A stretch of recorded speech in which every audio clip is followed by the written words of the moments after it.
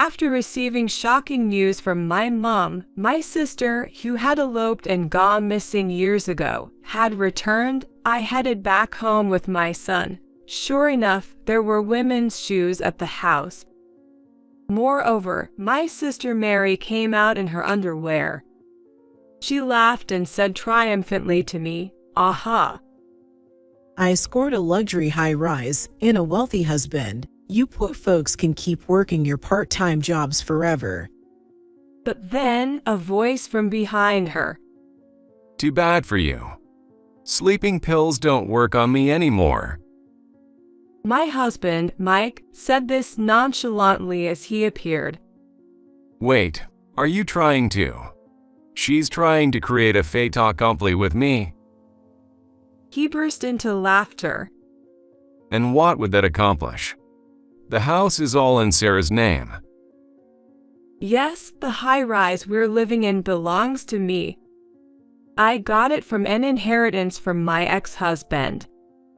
My name is Sarah Smith. I'm a 34-year-old working for an organization dedicated to preserving American classical culture.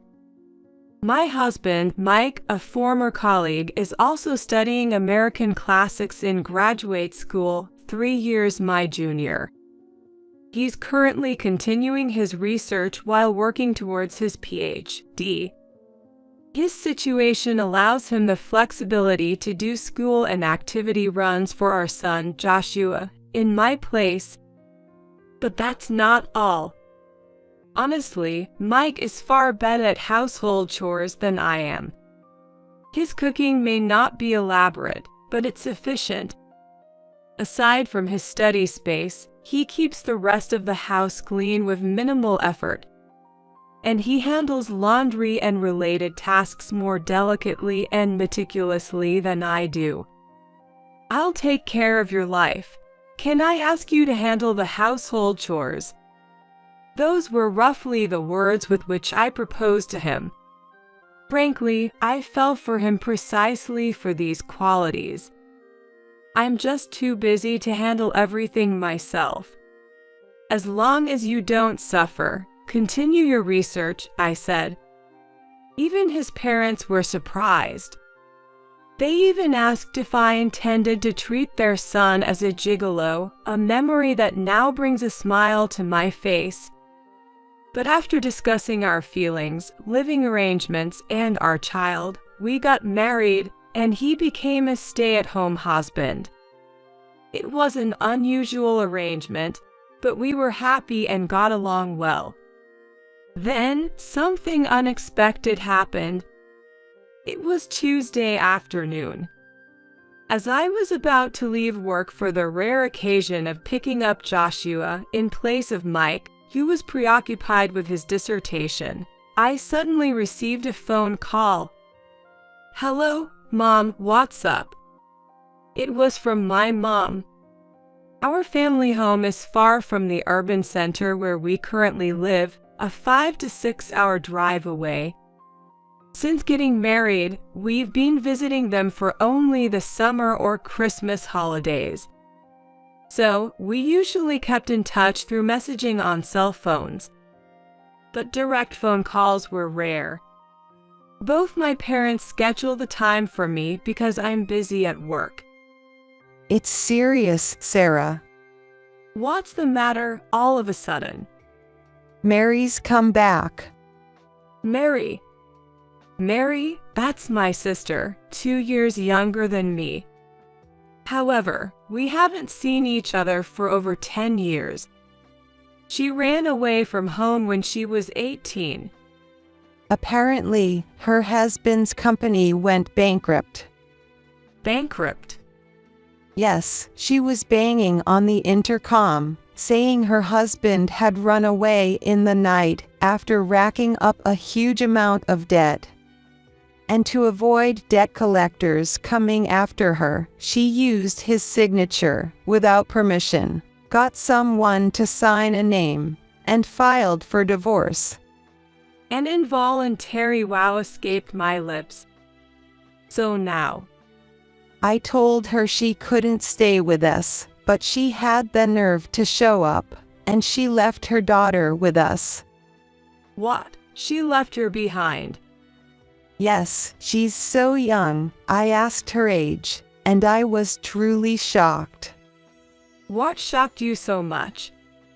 When she arrived, I thought she was still in preschool, but she's just a year younger than Joshua. What? A year younger than 9-year-old Joshua. Then she should be in the 2nd grade. And to think she looked like a preschooler. Mom, is she that small? She's tiny and skinny, her skin is dry, and she's got chapped skin. For now, I've given her some snacks and let her take a shower, but she seems so uncomfortable. My mom's voice sounded like she was holding back tears, as if she might break off her words at any moment. But I had to ask this. Mom, you're not going to kick her out, are you? What are you saying? Of course not. No matter how good for nothing Mary might be, this child is our granddaughter. Her clothes are all tattered too. That's good. So, Mom, where did Mary go after leaving the child? Yes, I had to ask that. To your place, Sarah. Why to my place? It seems before coming to our place, she went to see some old friends, and somehow she was told you married Rich. I instinctively placed a hand on my forehead. Whoever it was, telling half the story just causes trouble. Did they give her my address? No, but it seems she got your work-related cell phone information. My work-related cell phone. Well, that can't be helped. In my line of work, I sometimes have to use my work phone to some extent. That's why Dad is hurrying over to your house now. Dad is. So please, hold the fort until then. Wait, Mom, when did Mary leave there? Before I could get an answer, the call with my mom ended. It's just past 3 p.m. Picking up Joshua from school, then taking him to his lessons, waiting for him to finish, going shopping. Mike has been so absorbed in his work since yesterday that he won't be able to cook for tonight and all of tomorrow for sure. So, shopping is absolutely necessary. And even if he finishes writing, he's likely to fall asleep without eating. Usually, after staying up for about 3 days, he sleeps for a day and a half. But if I have to buy a lot of ready-to-make food, it looks like it will be past 6 p.m. before I know it. I'm worried about what will happen. Wait, Mom has a sister. Yeah, I have one. I see. In the car, after finishing the shopping, I decided to briefly explain the situation to Joshua. Surprised. Not really. I mean, with our family, I figured there's always something. Joshua, at 9 years old and in the 3rd grade, is quite bright and a bit mature for his age. Our slightly unconventional family dynamics meant he understood the situation quickly once explained. I guess he takes after his dad in that regard. As a child, I remember just squabbling simply with my sister. Compared to that, Joshua is calm and thoughtful. I'm a little worried. Well, yeah, there's definitely a lot.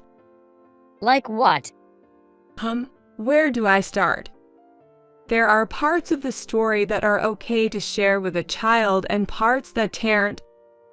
Remember the house where Mom and Joshua used to live? Yeah, it's close to Grandma and Grandpa's place, right? Mom's sister, well, she didn't like living in that town, and over a decade ago, she ran away with someone she loved. Wow, that's kind of amazing. Hey, Joshua. Yes, Mary ran away at 18 with the president of a startup who was nearly 40 at the time. It wasn't out of love, though. Mary was involved in compensated dating. Since she was in high school, neither I nor Mary should have had any difficulty with money. My parents also saved enough money to send us to our preferred schools. I got enough money to buy what I wanted. But it seems that wasn't enough for Mary. She went off to a prestigious university downtown, but by the end of her first year, we got a call from the school administration. Guess what? Mary was pregnant at the time. When Dad, furious, demanded to know who the dad was, Mary confessed without hesitation. That man was the one she had just divorced without permission. Angered by both the compensated dating and her partner, our parents told Mary to leave. She left without a fuss and lost contact. If it had been just leaving, we might have tracked her through her health insurance. But she married the guy. When she became a man's dependent, we couldn't keep her feet at all. Once the initial anger subsided, worry set in. No news at all felt like a breach of duty, and my parents had many reasons to be angry. They became the subject of rumors at work and in the neighborhood, feeling shunned for raising such a daughter. How could you have raised a daughter who could do such a thing? My dad was supposed to be promoted to director, but that's off the table now. And other such grievances I heard were unpleasant to recall. However, something my mom said earlier caught my attention. The child Mary left is 8 years old. That means she's not the child Mary was pregnant with all those years ago. What happened to that child? I can't help but wonder. Mom, you're making a scary face. Responding to Joshua's comment, I said, "Sorry." Is something bothering you? Yeah, it's about your cousin. Eventually, we arrived back at the apartment, lugging the heavy shopping bags between us. But they were too heavy. So we decided to borrow a cart from the concierge at the entrance. Miss Smith, your sister, Miss Jones, was here earlier. The concierge informed us. Did you let her in? We checked and copied her ID, just to be safe. Oh no, I covered my eyes with my palm again. I'm sorry, it's my fault for not making the rules about who can come and go clearer. So, we shouldn't have let her in. Well, yes, but it's okay. This time it's on me, and has my dad arrived yet? Your dad. Please hold on, the concierge said before going to check. He hasn't arrived yet. I see. Well, when my dad does arrive, please let him in right away. Understood. I showed a photo of my dad to the concierge, saying, make sure this person is let in no matter what. Then, we loaded our bags onto the cart and took the elevator to the top floor. We're home. And sure enough, there were women's shoes at the door. You're back early, aren't you? My sister, more flamboyant and aged than I remembered. But that wasn't the issue. What's with that outfit? Mary appeared in nothing but her underwear. Joshua, who had been pushing the cart alongside me, was speechless, eyes wide. What do you mean? She laughed and said triumphantly to me, "Aha." Scored a luxury high-rise and a rich husband. Let the poor keep working their part-time jobs forever. Joshua and I were stunned. But then from behind her came another voice. Too bad for you. Sleeping pills don't work on me anymore. Mike appeared behind Mary, wearing nothing but a shirt over his bare skin. Mike's appearance while scratching his shaggy head and Mary's underwear on top of each other can make it look like after an affair. But I had no such parts. I was confident that wasn't the case. I had that confidence. Using that stuff made me lose my focus. Geez. Wait, what? You realized it was a sleeping pill, and it didn't work. I figured I was drugged because of the strange drowsiness, but that doesn't mean I could sleep. That's not right. I said, ignoring Mary's comments. Mike turned to Joshua. Joshua, thanks for helping with the shopping. Yay, Dad, help me put stuff away. Pushing the cart inside, Joshua moved toward the kitchen. Okay, Mike said, following him with the cart. And he murmured in a deliberately annoyed and exaggerated tone. I had heard from Sari about her sister, so I figured there might be something up. But I never expected to be drugged right off the bat. You know, my sleep schedule is all over the place anyway. And with all the stuff I'm thinking about lately, I don't sleep unless I really try to. So yeah, I can tell the difference between natural sleepiness and the drug-induced kind. Mary's expression grew even more severe. Well, I figured you were up to something, so I just played along and pretended to sleep. What's with this person? Mike laid out his words in a calm, matter-of-fact manner. Facing his composed demeanor, Mary, who had seemed so confident at first, was left utterly dumbfounded. What is with this guy? There was no better way to say it. She had picked a wrong opponent. What's with you, walking around in that outfit? Were you trying to create some kind of fait accompli by stripping him and pushing him into bed? I let out a deep sigh. Well, why has she always been so foolish? But given the situation, I could guess what had happened. Mary must have learned I was living in a luxury high-rise in the metropolitan area and came here. Then, gathering information around the neighborhood as my sister living in the top-floor penthouse, she found out Mike was a stay-at-home husband doing research related to my current job. Assuming Mike would be home alone, she targeted the time I was out. From Mike's perspective, after repeatedly ignoring the doorbell, he finally answered to find a woman claiming to be my sister. With his mind still half on his dissertation, Mary probably thought, seeing a disheveled, almost pajama-clad man. So she thought like this. Wow, he's young. Did my sister score a younger, intellectual, luxury high-rise owner? That's unfair. I'll steal him.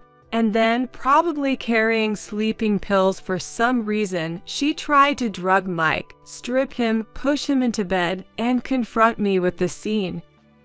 But Mary didn't know Mike. He can become so absorbed in his research and writing that he forgets both time and meals. Attempting such a thing on him was bound to fail, something I knew all too well. Wait, she was trying to create a fait accompli with me. Mike's voice grew louder before he erupted into laughter. What would be the point? The house is all Sarah's, after all. Yay, what's this aunt even talking about? Hey, watch it, kid. Well, technically, he can call you aunt without any issues. He's my son after all. What, your son? But he's so big, and he's still in his 20s, right? Well, my sins from my previous marriage. You remarried. So the rich husband you married. Something you wouldn't know since you've been running away all this time. As I spoke, I was finally able to go to my room. After hanging up my coat and setting down my bag, Mike served me some tea. Glancing around, I noticed a haphazardly placed bag on the living room table. The bag makes my room feel strangely messy. I felt disgusted. I wanted to get rid of it quickly. So, you're not going to serve me even a single cup of tea? Mary watched me drink my tea with a resentful look. I don't really feel like serving someone who drugs their tea. And how long do you plan on staying in that outfit? I don't want a flasher roaming around my house. First, explain yourself. How come you're the owner of this penthouse? Oh, why can't conversations with this sister ever go smoothly? Well, I guess I have to explain for her to understand. You see, when my ex-husband passed away, he left us a lot of assets. That's how I bought this place. Paid in full, not a mortgage. What? Paid in full by you? But this place must be worth millions. Because that's still just 1/100th of the real estate I currently own. Mary was speechless. Yes, the top floor of this high-rise is completely mine. But that's not all. I now own numerous properties with a total asset value of $200 million. Not only can I live a comfortable life with the income from these properties, but I'm also an advisor to an organization involved in the preservation of American classical culture. Half of it is for tax strategies, and the other half is for Mike's sake. Essentially, my busy daily work involves being a director for this organization. And sometimes I get reports on land matters. Explaining this left Mary astonished. To you, Sarah. Yes, to me, because, Mary, you didn't know that I got married right after graduating from college, or even why. What are you talking about? Because of the mess you did, Dad's company's credibility plummeted, and we had a tough time. HMMM. What does it matter what a grown daughter does? You weren't of legal age at the time. Having a daughter involved in compensated dating from high school made it look like we couldn't even educate our child properly. Mom felt humiliated for a while. Then, I received a marriage proposal from the Brown family. The Brown family? Yes, the so-called lords of our hometown. What? You married into that prestigious family? I sighed deeply. Then, Mike kindly moved Joshua away, saying, "Let's go over there for a bit." Joshua understood it was an adult conversation. So, you married into that family? Yes, but not the person you're thinking of. I married the elder brother, who was the heir at the time. What? The bedridden, so-called burden of the Brown family? Yes, it was him. Indeed, my ex-husband was referred to that way.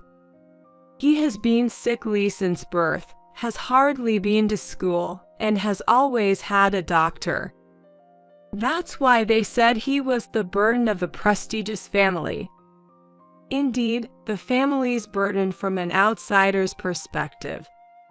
But that was never how his family saw him. They all loved him dearly, without any desires. He happened to fall for me during one of my visits home, seen in a hospital. The Brown lords even came to our house.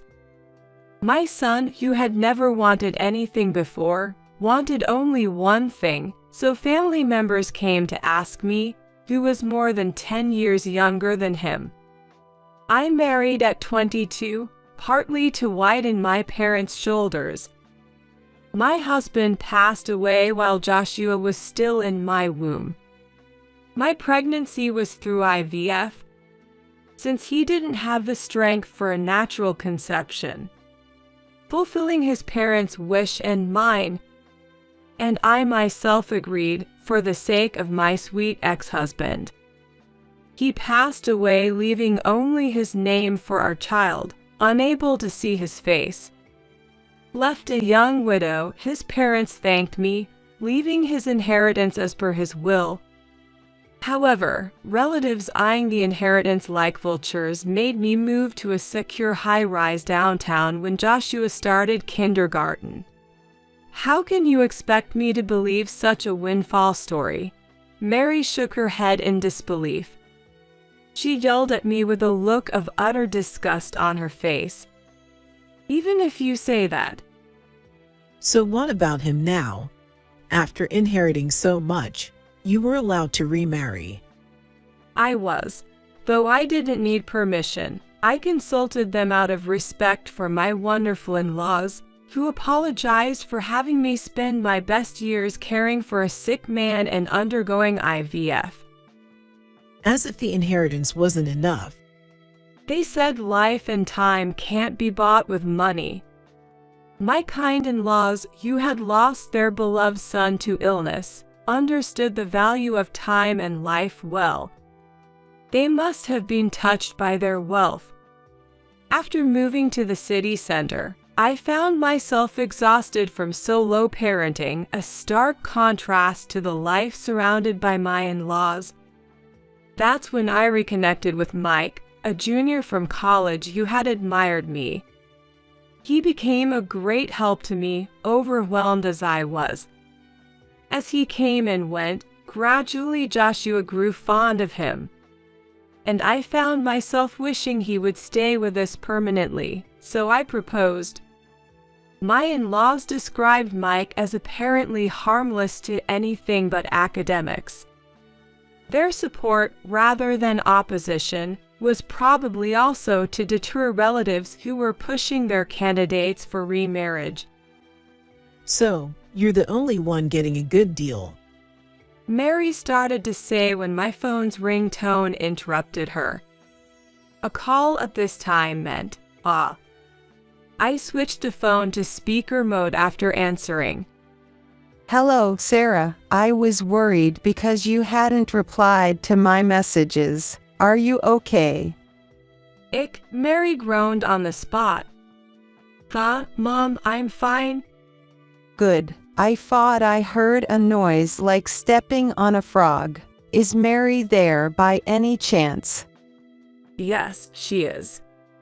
I looked at Mary with a full smile. Mom, why do you know this place? You always forget what you've said after 3 steps. Didn't you say you were going to your sister's place? Terrible. Why do you treat my sister differently even though we're both your daughters? Mary yelled at the phone, genuinely angry. What? As if you have the right to say that. After you left, Sarah marrying into the Brown family ended the terrible rumors surrounding our family. It wasn't quite being outcasts, but Dad's prominent position in the company only made the rumors worse. That situation lasted only 2 years thanks to Sarah. The Brown family helped a lot, saving our neighbors, relatives, and Dad's company factions. You were about to ruin all Dad's hard work and progress in the city's most important company. That's your problem. I never asked him to succeed. Yet, we could attend a private college in the city because of that. Yeah, but that doesn't mean you get to hold it over me. Well, maybe you're right about that, Mary, but what about the child you had in your belly back then? Mom's voice turned cold as she asked Mary. What? You ran off with your partner because you were pregnant. What happened to that child? He took the child with him. I managed to contact him. No, groaned Mary. I got his number when I looked for your whereabouts through the Brown family connection. My mom told me so. He apologized for running away and thanked me for the divorce. He may not have been great at making money, but he was a better person than you. He's working somewhere far away to pay off his debts alone. Alone? I asked Mom. Yes, alone. You can guess what that means, Sarah.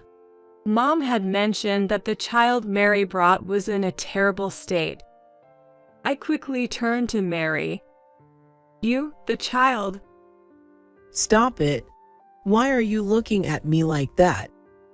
Mom mentioned that the daughter you left with her was terribly malnourished. That's because things have been tough lately. Tough for someone carrying that kind of bag. I pointed to the bag thrown on the living room table. It's clearly a designer brand, isn't it? I bought it 2 or 3 years ago. Mom said she is just a year younger than Joshua, yet she looks like she's in preschool, right, Mom? Yes, she is. My mom's voice grew even lower. Her name is Ava, right? Has she been attending kindergarten or school regularly? She seems a bit delayed in her speech. Of course, she has. Grandma, is Mom over there? A frail voice came from the other end.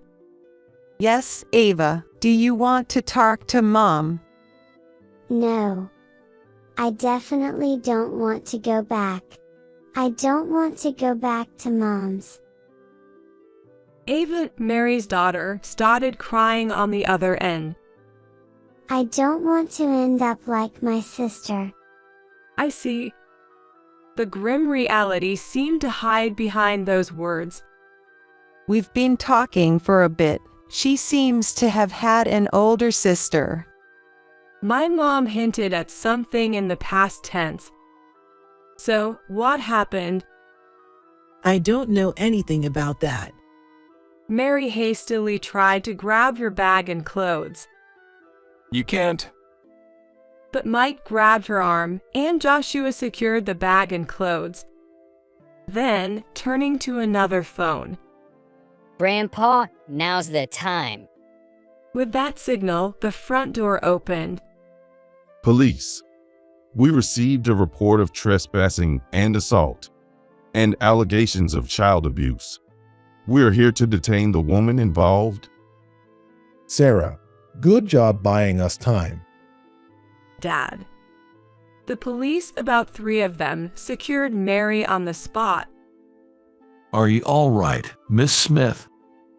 Yes, I am fine. The concierge was also standing by the entrance. The one who had opened the door. It's been a while, Mary. Dad.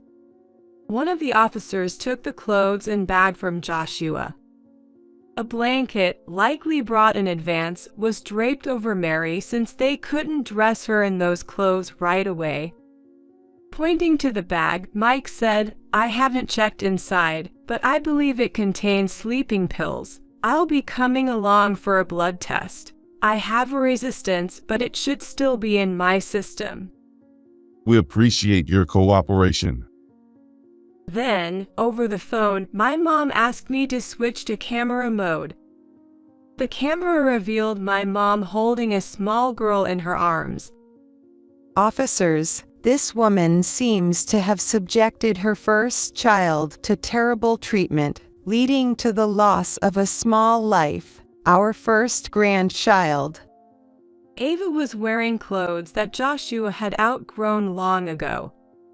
My parents still had Joshua's clothes from when he was little.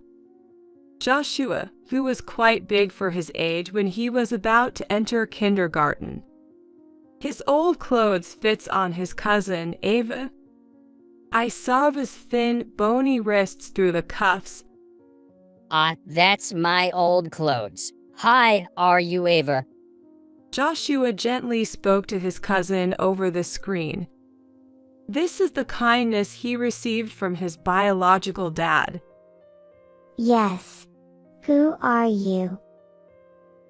I'm Joshua, your cousin. I'm 1 year older, so I guess I'm your big brother. Big brother. With that, Ava, perhaps reminded of her lost sibling, started to cry again. You should come and play sometime. Okay, the girl nodded meekly through the screen. Then, Sarah, we'll take her away now. Sorry for the intrusion. Joshua, let's play chess with Grandpa later. Okay, I'll be waiting. Right after our exchange, What is this? Your own little soap opera. And here I am, having lost everything. hearing this, I strode towards Mary and slapped her sharply across the face. No, violent woman. Officer, arrest her for obstructing public duties too. While restraining Mary, who was struggling, the officer gave me a wry smile and tried to calm the situation. I'm sorry, but I just had to say it to my sister. What do you want? Everything you've lost is because of your own actions. It's nobody else's fault. Nothing's coming back to you, and I won't let it. That child will be mine. Don't you ever dare get involved with us again. Let's go, everyone. Mike urged my dad. All right, see you later, Sarah. I'll be waiting, Dad. Take care, you all. After seeing them off, I collapsed onto the couch. Are you okay, Mom? I'm just really tired. It's good we did the shopping today. Ho. Indeed. What a day it had been. To think it had only been 6 hours since Mom's call. Later, Dad and Mike returned to say Mary would be detained by the police for a while. No bail. Absolutely not. Dad declared over a late dinner, his voice strained. She's already divorced, so there's no one on her side to take her in. Let's just get her tried quickly. Eventually, Mary was sentenced to actual jail time. She had caused her family back home great distress, led to the death of one child, and was now abandoned by the remaining child. Sometime later, my parents brought Ava to live with us. You've become so pretty. Joshua's words made Ava's face turn red. Where did you learn to talk like that, huh? Dad, stop. It tickles. Stop. Joshua laughed, playing with Mike. Watching this scene of an adoptive dad and son, Ava looked on in amazement. Are you sure, Auntie? She mumbled about staying with us. I had prepared myself to adopt her, believing it to be the best course of action. Initially, I considered letting her grow up with my parents. However, they feared she might endure stigma as that girl's child in our hometown. My parents planned to move closer to me after retirement. We settled on the idea of traveling together for the summer holidays and Christmas. Ava seems a bit behind in her studies, making it difficult for her to attend the same school as Joshua. Yet, our life promises to be far better than her previous one. With the source of turmoil gone, we can now focus on finding happiness. We have plenty of time,